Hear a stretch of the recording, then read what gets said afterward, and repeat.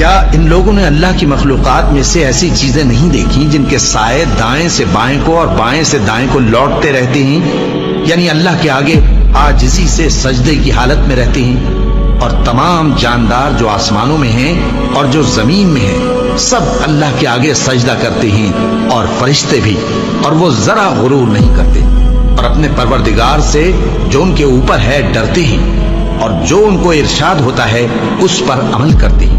اور اللہ نے فرمایا ہے کہ دو معبود نہ بناؤ، معبود تو وہی ایک ہے، سو اے بندو مجھی سے ڈرتے رہو۔ اور جو کچھ آسمانوں میں اور جو کچھ زمین میں ہے سب اسی کا ہے، اور اسی کی عبادت لازم ہے، تو تم اللہ کے سوا اوروں سے کیوں ڈرتے ہو؟ اور جو نعمتیں تم کو میسر ہیں سب اللہ کی طرف سے ہیں۔ پھر جب تم کو کوئی تکلیف پہنچتی ہے تو اسی کے آگے فریاد کرتے ہو، پھر جب وہ تم سے تکلیف کو دور کر دیتا ہے تو کچھ لوگ تم میں سے اللہ کے ساتھ شریک کرنے لگتے ہیں تاکہ جو نعمتیں ہم نے ان کو عطا فرمائی ہیں ان کی ناشکری کریں۔ تو مشرکو، دنیا میں فائدے اٹھا لو، پھر ان قریب تم کو اس کا انجام معلوم ہو جائے گا۔